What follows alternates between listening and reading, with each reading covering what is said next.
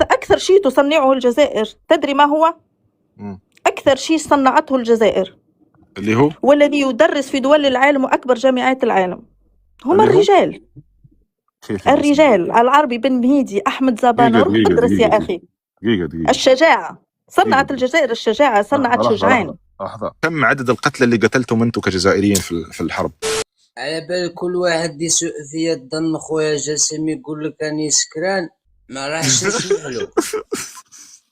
واسكو ماني سكران، راني نضرب الصاروخ ربي يعفو عليا، والصاروخ ماهوش كيما شراب. يا على بالك احنا في الجزائر رانا بلا حرب، رانا شغل، رانا في بلاد مازالها في 90. على بالك اش مشيت بلاد تكون رايح في لوطوروط وتصيب بوطو تريسيتي في لوطوروط. على بالك الجامع كي تروح للجامع لازم تعس البليغه تاعك، اقسم بالله. يعني انت لا تصوم لا تصلي، وش اداك للمسجد حتى يسرقوا لك البليغه تاعك؟ يعني كيفاش تروح للمسجد وانت لا تصلي لا تصوم؟ انا بطلت صلاة على جلد وما صوالح.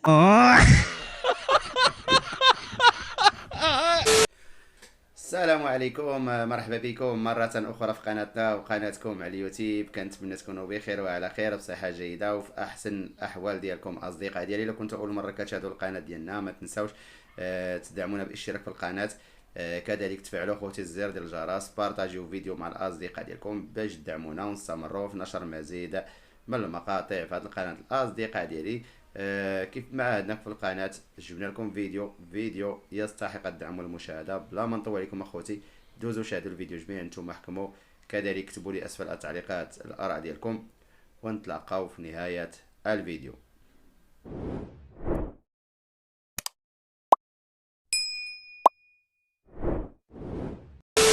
السلام عليكم يا اخي. وعليكم السلام نقطة. سلام. تكلمتوا قلتوا باللي الجزائر تشيعت اخي.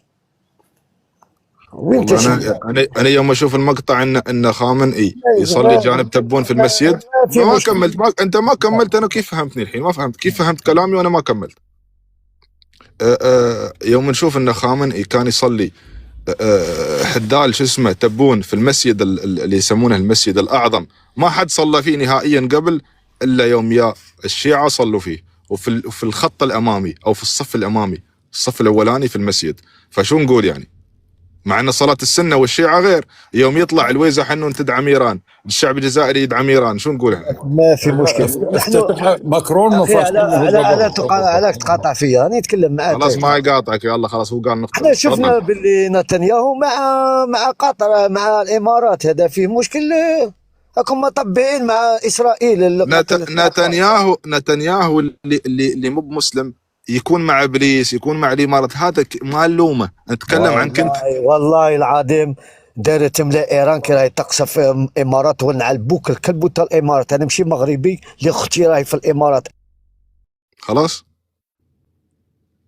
انا بسكت خلاص، ما بقول شيء، وما حد يقول له شيء، وما حد يرد عليه في ما تسبوش الاخوه، ما تسبوش، ناقشوا الافكار فقط. من لا احنا الشعب، احنا رانا نناقشوا في الافكار. دقيقة. الجزائري الذي يتكلم عن الأعراض هو ضحية نطف مختلطة، لأنه لو كان من نطفة حلال ما كان يتكلم عن الأعراض.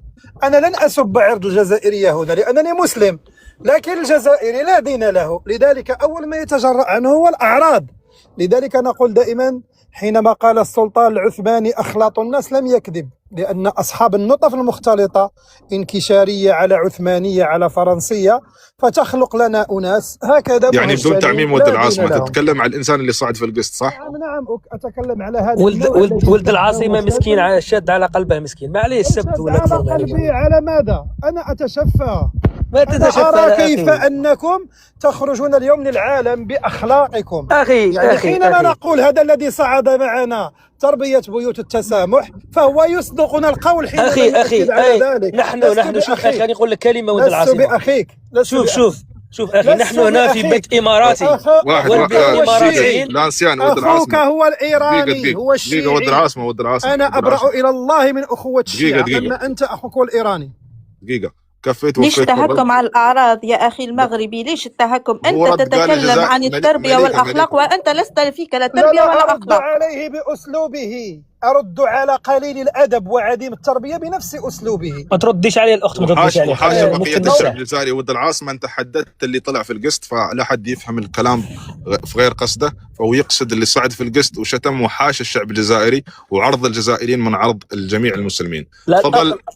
الاخ ما يعرفش التاريخ، يقول الجيش الانكشاري هذا جيش مسلم اخي، ما يعرفش معليش. لانسيان شوف الانسان الجزائري اخر شيء يتكلم عنه التاريخ، رحم الله والديك. اخر شيء نعم. اخيرك وقف زمان خلاص. يعني انت والحاضر شكون يتكلم عليه الان؟ ما انت لا تاريخ ولا حاضر ولا مستقبل ولا حول ولا قوه. ما تعرفش فقط الامارات، ما تعرفش اخي، ما تعرفش جد. معليش انت لو سويت حاضر كان افضل لك. كنا نسينا التاريخ. عندنا حاضر وعندنا سياده وعندنا تاريخ. والله يهديك السياده. والاخوه المغاربه ما بغيتش نرد عليهم. احنا بالمغرب انا نقول لك المغرب دوله جاره لنا، ولكن نشوفوها دوله فقيره، ودوله احنا بالنسبه لنا الدوله احنا في النظره العامه نقول لك ليس احتقار. شوفوا هذول احنا المغاربه يجوا يعاملوا عندنا مثل ما يعاملوا عندكم. انت تعرف المغاربه اكثر مني، انا نعامل اكثر. وانت الحين دوله غنيه. طيب دوله ذات سياده. احنا نتكلموا بالسياده الان، بالسياده. طيب اتركني ارد عليه. انا نطلق على نفسي. خلاص الحين فتحت لانسيان. الحين فتحت على عمرو قوس. تفضل ود العاصمه. انا شرف لي ود العاصمه التي الضوء الاخضر. أنا شرف لي أن المغاربة يذهبون للعمل في أي بلد. أبناء الجزائر في المغرب يتسولون ويسرقون. 5 ملايين جزائري في فرنسا لصوص لا يعملون. عن أي فقر تتكلم أنت الآن أيها الجزائري؟ هل تعلم وهل يعلم جاسم وهل يعلم الحضور أن قبل رمضان ب7 أيام صدرت في كل القنوات الجزائرية برنامج توزيع المياه؟ تدري ما معنى برنامج توزيع المياه يا جاسم؟ سكان العاصمة يأتيهم الماء كل يومين 4 ساعات. العاصمة لا أقول الجنوب ولا الصحاري. يا أخي أنت ما عندك ماء. الأخ حينما وصفك تتكلم عن الكرامة والرجولة. كيف سوف تشم رجولتك وأنت لا تستحم إلا مرة في الشهر؟ يا أخي الجزائريين رائحتهم النتنة، انعدام المياه. كيف أنت تتوضأ؟ أغلب الجزائريين يلجؤون لمياه البحر من أجل الاستنجاء. مصيبة. وتتكلم عن الكرامة. أي كرامة ورجولة؟ وهذا النظام البائس جعلك تتسول من بعد الفجر حتى المغرب من أجل شكارة حليب. وليته حليب.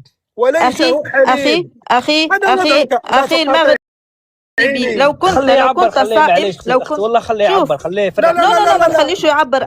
خليه يعبر والله معليش. أنا أتقرب إلى الله عز وجل. ود العاصمة نرد عليه فقط في كلمتين فقط بأدب. رد عليه اقتصاديا بدون تجريح. ود العاصمة اقتصاديا. شوف أنا هذا مغربي وجاري ونعرف باللي مسكين. بس دقيقة لانسيا، دقيقة لحظة. في حد طرش لي مقطع، لحظة شوي. قصتنا غريبة شوي وأقرب للسريالية. مقطع متداول للص جزائري تعرض لشاب فلسطيني ببلجيكا وهدده بسلاح وطلب منه انه يطلع المصاري والموبايل اللي معه وكاميرا كان حاملها، بس باللحظة الأخيرة لما شاف العلم الفلسطيني على بدلة غريب طرف لي المقطع. استغفر الله. يوم كتبت لص جزائري طلع لي كل مقاطع اعوذ بالله من الشيطان الرجيم. المهم لا حاشا الشعب الجزائري، ما بدخل في الاشياء هذه. مطلعيننا في BBC ابوي سارق مدري غريب الاشياء سارق. المهم ما علينا. الاخوي لانسيان بخبرك شيء حتى تستوعب اللي قاله ود العاصمه. يعني ما سمعت كل كلام الامانه لاني كنت ياس اشوف المقطع. انت يوم تتبجح وتقول المغاربه يشتغلون عندي، اذا انت 7 مليون تشتغل في دوله اوروبيه في فرنسا، شو تركت انت الحين؟ شو خليت المغربي يشتغل عندك؟ المغربي ليس اهانه جاسم. لا انا سمعت مره لحد من الاخوه الجزائريين مراد وحيه من هالمنبر وهو موجود هني، وش الحرف اللي كانوا يشتغلونها المغاربه في الجزائر؟ الزليج والجبس. عمال بسطاء. الزليج والجبس. عمال بسطاء. احنا ما اتوناش مهندسين اخي ولا دكاتره. عامله بسيطه. دكاتره. عطني دكتور جزائري. لا راني عندكم. شوف اخي انت جاسم، انت في الامارات عندك ناس جزائريين متعلمين بشهادات عاليه. سمعتني اخي؟ انت مغلط شكلك. لا راني نقول لك انا وليش ما اشتغل داخل الجزائر؟ انا مهندس في مجالي واتعامل مع مهندسين اماراتيين. وليش ما اشتغل العربيه؟ وليش ما اشتغل انا اماراتي. انا اتعامل مع انت الحين اذا الدوله غنيه. انا عندي الجنسيه الاماراتيه وتقول لي انت اماراتي. انا ندير لك الحاسوب تشوف مع من نعمل مع الاماراتيين. دقيقه اذا الدوله. لحظه جاسم، لحظه شوي. بس بقول لك حاجه واحده. انت لسنه 68 ما عندك باسبورت اصلا، انت عديم الهويه. اعطيني باسبورت جزائري قبل 20 سبتمبر سنه 1968، لا يوجد عندك باسبورت. انت الحين بديت تجرح في الامارات اخي والامارات لا ما جراش في لا الامارات. لا لا اسمعني عملنا الدارات انا وشوف بعطيك تاريخ، انا بعطيك تاريخ، شوف انا بعطيك الامارات تاريخ، والمغرب انا بعيون بعطيك الاخرين، بعيون اسمعني العالم. تعرف انا بعطيك تاريخك. عطني اتفاقيه ابيان، مين عملها؟ اتفاقيه ابيان، جيب لي نولي نزله. جيب لي اتفاقيه ابيان مين عملها؟ جيب لي واحد جزائري فيهم كلهم، 5 زائد 1 اللي هم 6، جيب لي فيهم واحد جزائري، جزائريين الاصول ولكن باسبوراتهم فرنسيه. يا اخي الله يهديهم ابو خليفه، هذه لا ما يدرون عن شيء نهائيا، ما يدري. هو يوم يتهجم على دول الخليج، يوم يتهجم على المغرب. وانت ابو خليفه تدري ان اول من طالب باستقلالهم كان اللي قبل الحسن الثاني، شو اسمه، محمد الخامس. لا بعطيك معلومه جديده. انا امس الامارات كانت مخططه لسنه 31 يكون دخلها تريليون، طلعت نتيجه 35 تريليون قبل 5 سنوات، قبل هاي ب5 سنوات. زين اليوم يا اخي انا المشكله هو يتهجم عليك، لو يتكلم بأدب وبأسلوب. شوف ملكة اجت وتكلمت بأدب ما سألنا لها، لكن يجيك ويتأدب وينقص منكم. بس ابو خليفه انت الحين احنا نفتخر ان مهندس صاعد ويانا قسط مهندس مخلي مشاريعه وياي عندنا قسط. يعني شو لا اسمع كوكو، انت الحين هذا الرجال هذا لو بنسمع الدكتور، نسمع محمد اخر شيء، ولا الدكاتره مثل الدكتور دومير يوم قال لهم انا الدكتور بيطري بسموه دكتور، قال لهم خلاص زين. والله العظيم انتم تتعاطون شيء غريب صراحه، ما اعرف المنطق عندكم مقلوب. يعني انت الحين تصنف دولتك انها دوله غنيه، وانت اذا قارنا بنيه تحتيه في تونس او المغرب انت تصنف يمكن رقم 3 او رقم 4 شوي. نسمع كوكو، تفضل كوكو. السلام عليكم، واش راك جسيم اخويا؟ عليك وحشه العزيز الغالي، مانيش نشوفك. عليكم السلام. على كوكو. يا على بالك احنا في الجزائر رانا بلا حرب، رانا شغل، رانا في بلاد مازالها في 90. على بالك اش مشيت بلاد تكون رايح في لوطوروط وتصيب بوطو تريسيتي في لوطوروط، ما تصيبهاش في كاش بلاد، تصيبها غا في الجزائر برك. كاش ما شفت في كاش بلاد تكون راقد في الشومبر الفيلا تاعك مبنية ومازال الكابل تريسيتي داخل وسط الدار، راقد معك في الشومبر. على بالك والله ما لحظة أول شيء اللي تحت في التعليقات تفهمون كلامه؟ فهم هذا كوكو جزائري قبائلي من الناس محترمين سني ولا شيعي ابو خليفه؟ لا سني تفضل كمل. لا الاخوان، الاخ لا يتعمد الكلام بهذه الطريقه، الاخ عنده اشكال صحي فتجاوزوا الموضوع. تفضل اخي. اشكال صحي؟ على بال كل واحد يسوء في الظن خويا جاسم، يقول لك راني سكران ما راحش نسمعلو باسكو ماني سكران، راني نضرب الصاروخ ربي يعفو عليا، والصاروخ ماهوش كيما شراب. لحظة شو الصاروخ؟ لحظة شو صاروخ؟ اقسم بالله كاين اللي يدير الشمة خويا جاسم في النهار في رمضان يقول لك ماهيش تفطر. انا هكذا علموني في الجزائر خويا، وكيلهم ربي. الحين اضحك ولا ابكي ولا اسالك ولا شو السالفه الحين؟ لا اقسم بالله شو صاروخ قصدك يا خويا جاسم؟ اقسم بالله كاين عيطة عباد يديروا الشمة في رمضان. مليكة شو معنى صاروخ؟ مليكة هذا عربيته شوي صعب. المعروف انا اقول لك الصاروخ يلفونها شيء. اوكي خلاص كمل كوكو. انا اسمع الحين في عز الحرب افهم صاروخ شيء ثاني. تفضل. لا اللي راح نقول لك على بالك هذوما الدول يقعدوا يتحاربوا 40 سنة وما راح تشوفهم كما راح تشوف الجزائر، مالقري عندهم بترول كما عندنا بترول، مي البلاد ما راحش تقدم باسكو الشعب كذاب ومنافق وهادو جماعة كاع بصبع كاع يكذبوا، ما يقولوش الحقيقة، ما يحكوش الحقيقة كما هي. اخويا جاسم بس الاخت مليكه والاخ انس تكلموا بصدق وحقيقه، يعني صراحه للامن. يعني انت لا تعمم، انت خليك في الناس اللي بشكل عام تكلم نظاميا. من الحقيقه كاع راهم عايشين لبرا، يجوا يعيشوا في الجزائر يا اخي، ويقول لك الجزائر راهي شابه وبلاد هم يديفونديو عليها. ارواحوا عيشوا كيما احنا عيشوا معانا الاهليه، ولا راكم رايحين هاربين وتحلوا في فمكم. أرواح عيش في الجزائر، روح عيش مع هذا الشعب وراح تفهم معيطة صوالح. على بالك الجامع، كي تروح للجامع ولازم تعس البليغة تاعك، اقسم بالله. لحظة ونتحدى جميع لحظة الجامع. لحظة دقيقة يا كوكو، دقيقة. الجامع وش قصدك بالمسجد صح؟ مسجد. وتعس ماذا؟ تعس شو؟ تعس البليغه تاعك والترينينغ تاعك، اقسم بالله. مليك ابو خليفه، مليك تفضلي ابو خليفه. لحظه دقيقه مترجم لحظه. ترقد في هذا وتضرب هذاك الصاروخ مالك. يكفي تدخل المسجد وتضع عينيك على حذائك حتى لا يسرق. تحدث على الطريقه. على بالك ليا وانا راني نقول لك كيما هاك خويا جاسم، باسكو 90% اللي راح يدخلوا يصلوا هادو الصلوات الخمس كاع سراقين. ما تصيبش واحد داخل. لا ممكن. لا ممكن. لا انا مانيش نعمم. ربي كل واحد يتقبل من كل واحد. انت تصلي خويا القبايلي ولا لا؟ انت تصلي تصوم ولا لا؟ انا نصلي لربي. تصلي تصوم ولا لا؟ انا سؤال، تصلي تصوم ولا لا؟ انا نصلي لربي من داك، والصوم ربي يسمح لي. راني قلت لك من ديك ندير ربي يسمح لي، يعني انت لا تصوم لا تصلي. مانيش نشرب من داك، انا شغل ندير فيها. يعني انت لا تصوم لا تصلي، وش داك للمسجد حتى يسرقوا لك البليغه تاعك؟ يعني كيفاش تروح للمسجد وانت لا تصلي لا تصوم؟ انا بطلت صلاة على جلدو ما صوالح. علاش ربي العالم كيفاش تبطل؟ كيفاش تبطل يا خويا كيفاش تبطل؟ مثلا انا تكون جارتي باغيه نبطل الصلاه لان جارتي باغيه وجارتي سراقه.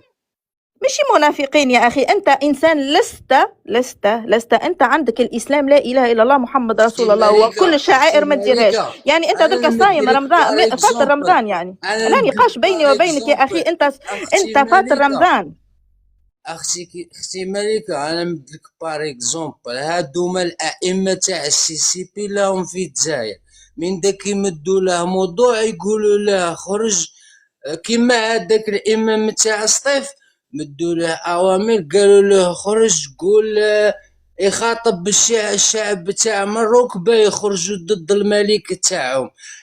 انسان اللي هو متشبت بالدين تاعه وانسان مؤمن وينتمي للعروبه والى الجزائر، يخرج يمد هادو مصوالح في المنبر تاع مسجد، تخرج تامر شعب تاع يا أخي نحن لسنا يا أخي نحن لسنا بعرب، نحن أمازيغ. على بالك احنا القبائل ما ناش عرب، على بالك احنا القبائل ما ناش عرب، احنا القبائل ما ناش عرب، بس احنا مسلمين. نحن لسنا بعرب لكننا مسلمين يا خويا. احنا القبائل ما ناش عرب، علاش تهضر على العرب يا خويا؟ ابدأ بأركان الإسلام وبعدها تكلم عن الدين. احنا الجزائريين راهم يستعرفوا بفلسطين برك والجزائر، والعرب كاع راهم يطيحوا لهم. هادي ما كان لا نخبوا على بعضنا. ما كانش كلام بيني وبينك لانك انت لا تصلي ولا تصوم يعني.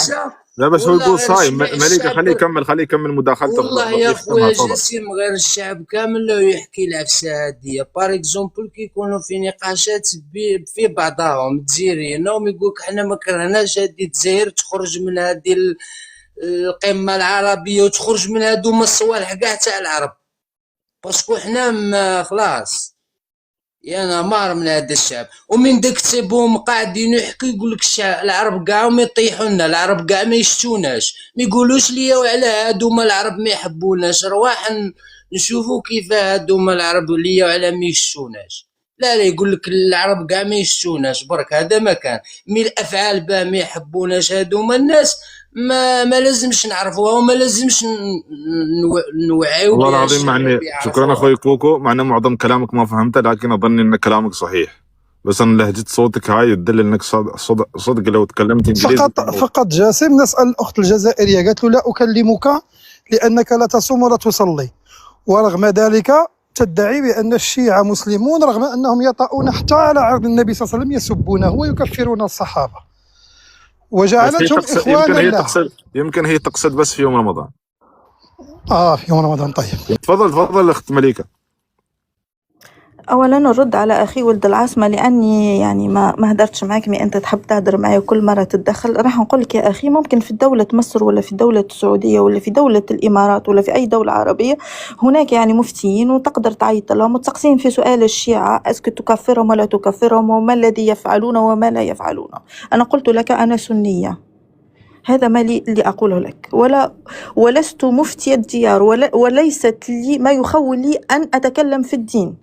أني مستواي الديني هو أني أقوم بأركاني الخمسة وحافظة شيء معين من القرآن الكريم، لا أكثر ولا أقل يا أخي. أتقي لساني في الناس، أنا عمري ما نهدر على الناس وعمري ما نقول كلام بذيء، لأني تربية مجاهدات، نحن أحفاد فاطمة نسومر. لأذكرك بهذا. والتاريخ لا ينسى يا أخي، حتى لو حبيت تنسوا لا ينسى. سؤال بسيط قبل أن نختم الموضوع. أنت تكلمتي من الصبح عن موضوع التاريخ، تكلمتي عن التاريخ على أساس أن الجزائر في موضع أو في نقطة قوة من الناحية التاريخية، لكن ليش بالذات من غير كل المستعمرات اللي مرت عليهم فرنسا في أفريقيا تمت فرنسا في الجزائر أكثر مدة؟ هل هذا لقوة الجزائر أم لضعف فرنسا أم لعدم النية أم شيء له علاقة بالوضوء؟ تفضلي. لماذا فرنسا قعدت في الجزائر؟ لأن الجزائر فرنسا لما دخلت الجزائر دخلت لكي تملك البلاد. فرنسا أعلنت أن الجزائر كانت فرنسية. فرنسا في وقت يعني وين كانت القوة الجزائرية، القوة التحريرية؟ لم تكن لنا قوة يا أخي، نحن كنا في الجبال نحارب ببنادق صيد، لم تكن لنا قوة. لكن كانت عندنا رجال. أكثر شيء تصنعه الجزائر تدري ما هو؟ أكثر شيء صنعته الجزائر اللي هو والذي يدرس في دول العالم وأكبر جامعات العالم هم الرجال. الرجال العربي بن مهيدي، أحمد زبانة، روح ادرس يا أخي. دقيقة. الشجاعة صنعت الجزائر، الشجاعة صنعت شجعان. لحظة، متى العربي بن مهيدي؟ متى؟ بس أنا هاي الشجعان اللي تتكلمي عنهم كم أسرتوا من فرنسي؟ كم من فرنسي قتلتوا الشجعان أنتوا الحين هالشجعان الأقوياء؟ كم قتلنا من فرنسا؟ لم أفهم السؤال يعني. كم عدد القتلى الحين؟ ما أقدر أرمز بلهجتي الحين، لازم أتكلم كم عدد القتلى اللي قتلتهم أنتوا كجزائريين في الحرب؟ يعني فرنسا هي راح تجاوبك. عمك يا أخي حبيت تقول كيف فرنسا سوت أعداد؟ سوف أشير إلى شيء وممكن لو تكلمت معك في الخاص راح أوريك الوثائق. أنا مولودة في فرنسا من أم فرنسية وأب جزائري. أوكي. أبي قبائلي مسلم وأمي فرنسية مسلمة. أوكي زين. لحظة، السؤال وأنا مزيودة يعني في فرنسا، ويعني لو نتكلموا على الخاص على واتساب وأي حاجة نقدر نعطيك أي براهين. والناس اللي راهي تكتب لتحت إنها تقول باللي كيفاش هذه وراي عندها وقت باش تطلع في اللايف، نقدر نحل الكاميرا دوكا. لا خليك من الناس كلنا ما شاء الله كنا عندنا خير وبركة ونصعد الحمد لله وندردش ونروح، لكن المهم من السوالف الخاصة والأمور ما علينا. السؤال هو إذا صدق كانت قوة جزائرية في هذاك الوقت، ليش إن في هذاك الوقت فرنسا قدرت أن تعد أو تعطي عدد القتلى الجزائريين، على عكس الجزائر ما قدرت إنها تحصي عدد الفرنسيين اللي قتلت؟ تقدر الجزائر تتكلم، الجزائر لا تستطيع الإحصاء، لأن الجزائر كما قلت لك كنا نحن مستعمرين. يعني كل منصات الدولة كانت حكمتهم فرنسا، يعني نحن كنا شعب مهمش. فرنسا لما دخلت الجزائر لكن فرنسا يوم يعني ضربت الدين وضربت اللغة. نحن أكثر شعب شجاع لحد الآن، نحن مسلمين ونحن نتكلم العربية.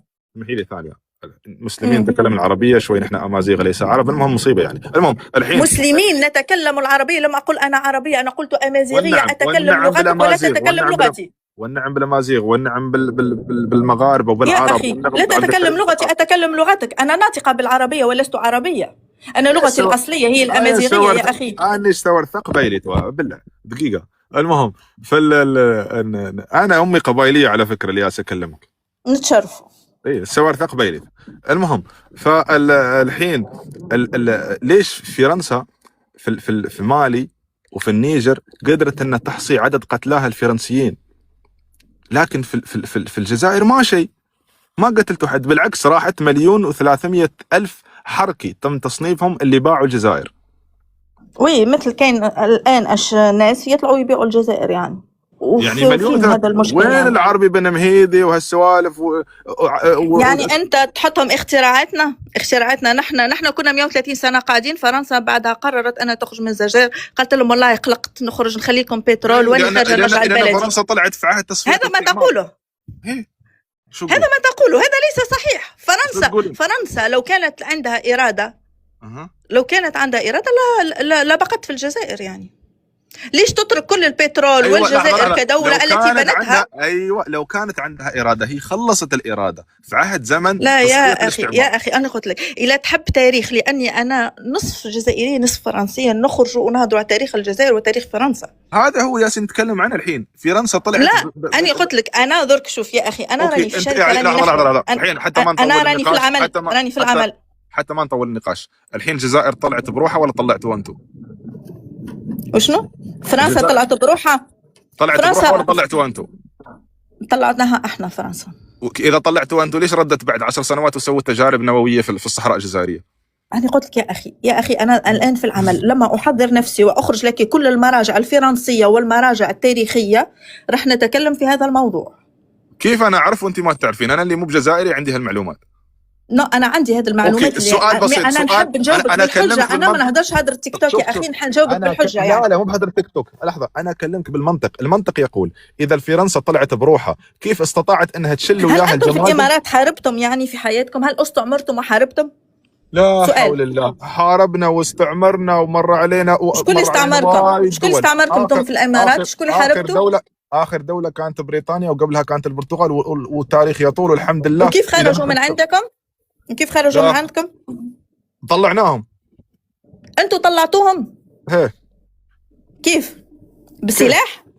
لا شو اسمه بالخاشوقه. شو طبعا بيطلعوا الناس. شو بقول ما طلعوا برا يطلعون. وش معناها الخاشوقه؟ السؤال البديهي المنطقي بعيدا عن المصادر. يا اخي لو رأيت لو درست تاريخ بجايه، هي تاريخ بلدك بالاكمل. اخي بجايه انا اعرفها يمكن اكثر. تاريخ بلدك تاريخ بلدك بجايه وجيج اللي انا رايح له يمكن اكثر. رقاد بلد العلماء الجزائريين بجايه هي تاريخ بلدك. دقيقة.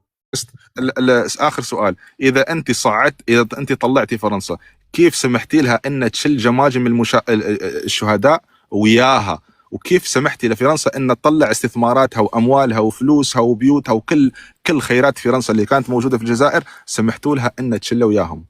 كيف سمحتم أن تسوي متحف داخل باريس إذا أنتم طلعتوها؟ ما كلمت عن معاهدة فيان والأمور الثانية. تفضلي يا أخي يوما ما نطلع معك دوك راح نقول لك جملة وراح نهبط. إذا ما عندك جواب خلاص. راح نقول لك جملة وراح نهبط. شوف، شكرا على الاستضافة، شكرا على الأدب والأخلاق وحياكم الله. وراح نخلي لك جو سؤال آخر، لماذا أنتم عندكم قاعدة أمريكية عسكرية؟ السلام عليكم. إن شاء الله. شكرا إذا ما شو علاقة هذا بالتاريخ، ما أعرف شو علاقة هذا بالتاريخ، لكن الأمور طيبة. يقول أن أزمة الجزائر أزمة رجال، وقالها أيضا بوتفليقة. فالأخت اللي كتكلم الآن على الرجال، 7 مليون صدرتموهم إلى فرنسا لا يعملون. عن أي رجال تتكلمين؟ لو كنتم رجال ما ضلت فرنسا عندكم أكثر من قرن. موريتانيا استعمرت، المغرب استعمرت، تونس استعمرت، ليبيا استعمرت، لم يتجاوزوا 50 سنة. الجزائر قرن و132 سنة. أين كان هذا الرجال طول هذه المدة؟ لماذا الثورة في الجزائر تأخرت بعد ثورة المغرب وثورة تونس؟ أين كنتم؟ أين كان هؤلاء الرجال؟ هذا سؤال بسيط جدا ما فيه لا تقطيع ولا. تفضل جاسم. فالأخت اللي كتكلم على صناعة الرجال، الجزائر هي الدولة الوحيدة التي انتظرت الثورة أن تأتيها من الخارج، جاءت من الحدود مع المغرب ومع تونس، وبيان 1 نوفمبر يؤكد على ذلك. هذا بيان 1 نوفمبر هو بيان ثوار الجزائريين الذين فجروا الثورة. لا يستطيع أي جزائري أخي جاسم أن يقرأه عندك. لماذا؟ هم يقولون أنتم مغاربة ما درتوش ثورة، ولكن بيان 1 نوفمبر يقول أن الثورة بدأت في المغرب وتونس وتأخرت في الجزائر لأن الجزائر بقيت في المؤخرة بهذا اللفظ. إذن الجزائر هي الوحيدة في شمال إفريقيا اللي ما كانوش عندها رجال وانتظرت الثورة أن تأتيها من الحدود. مسألة أخرى أخي جاسم، هي تقول لك أن أمي فرنسية وأبي جزائري. لا، أبوك إن ولد قبل خروج فرنسا فهو فرنسي، لأن أثناء عهد فرنسا لم يكن هناك جزائري، ما كانت جنسية جزائرية أصلا. كل رؤساء الجزائر جنسيتهم فرنسية. الآن لو تدخل إلى جوجل وتضع لهم لاك دو نيسونس ألجيريان سيحولك مباشرة إلى وزارة الداخلية الفرنسية. هذا الرجال الآن اللي بنوا قوة. لحظة كيف يعني؟ ما فهم مستوعب. يعني لو تكتب بالفرنسية في جوجل لاك دو نيسونس ألجيريان، الموقع الأول والثاني سوف يعطيك وزارة يعني الداخلية الجزائرية. شو يعني؟ لأن الجزائريين المولودين قبل 92 كلهم يأخذون عقود الازدياد من وزارة الداخلية الفرنسية إلى يومنا هذا بما فيهم العم تبون. إذا الأخت التي تقول بأن نحن رجال، طيب لو كنتم رجال عندكم 7 ملايين في فرنسا قادرين، يعني أكثر من الجيش الفرنسي الضعف 4 مرات، ما استطعتم تحرير جماجم أجدادكم الموجودة إلى يومنا. لا سب ولا شتم يا رجل، هؤلاء الشهداء، بس ما تقول لو كنتم رجال، بس لا تقول لو كنتم رجال. لا ما قلت لو كنتم رجال، قلت يجب أن لو كان عندكم مصنع، قول لو كان عندكم مصنع رجال، يعني مثل ما قالت. لا تقول لو عندكم مصنع رجال يصنع الرجال في باتنا، كنتم صنعتم رجال يحررون جماجم أجدادكم الذين مستعمرون إلى يومنا هذا. لو كنتم رجال ما أخرجتم فرنسا باستفتاء تقرير المصير، ما أخرجتم فرنسا بالفوت، أي أنكم تشاركون في انتخابات. هل تريد جزائر فرنسية أم جزائر متعاونة مع فرنسا؟ النظام الجزائري نظام فرنسي إلى يومنا هذا. مجلس الأمة الجزائري إلى يومنا هذا في ملك فرنسا. الخطوط الجوية الجزائرية ما زال إلى يومنا هذا في فرنسا. النشيد الوطني اليوم في الجزائر كلما أذيع إلا ويؤدون ثمنه إلى فرنسا. هي أسمع شيء في النشيد أن يا فرنسا قد مضى وقت العتاب. الأخ السعودي اللي كان عندهم سمعت هالمقطع. مشكور أخوي ود العاصمة. بنشوف سيف عرعر، بنشوف بلال. أهل اليمن وأهل الكويت. هذا خطاب ديني. تفضل. مرحبا. أنا قاعد فنشكركم على تلاحمكم مع الشعوب العالم وفرحنا. أخوي بلال أنت شو متعاطي؟ شو تقول أنت؟